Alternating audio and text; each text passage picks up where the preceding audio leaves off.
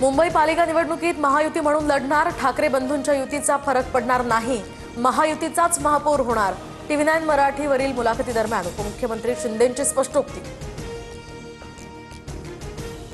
दिल्लीत स्थानिक विषयावर चर्चा नाही, तक्रार करण्याचा माझा स्वभावही नाही, भाजप नेत्यांची शहांकडे तक्रार केल्याचं वृत्त शिंदेंनी फेटाळलं।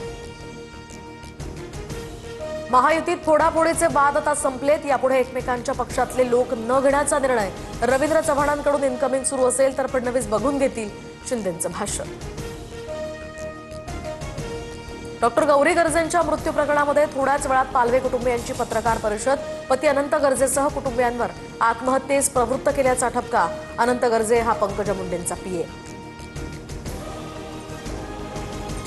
आक्षेपार्ह फोटो असलेला टी शर्ट घालून कुणाल कामराचं ट्विट। दरम्यान आरएसएसवर टीका, तर आक्षेपार्ह पोस्ट कुणी केली असेल तर त्यावर पोलीस कारवाई करतील, बावनकुळेंचा इशारा।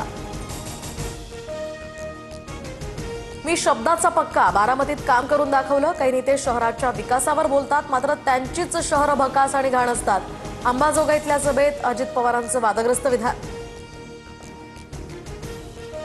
अजित पवार जबाबदार नेते, बोलताना प्रत्येकाने तारतम्य बाळगलं पाहिजे। अजित पवारांच्या वक्तव्यानंतर भाजप नेत्या चित्रा वाघांचा सल्ला।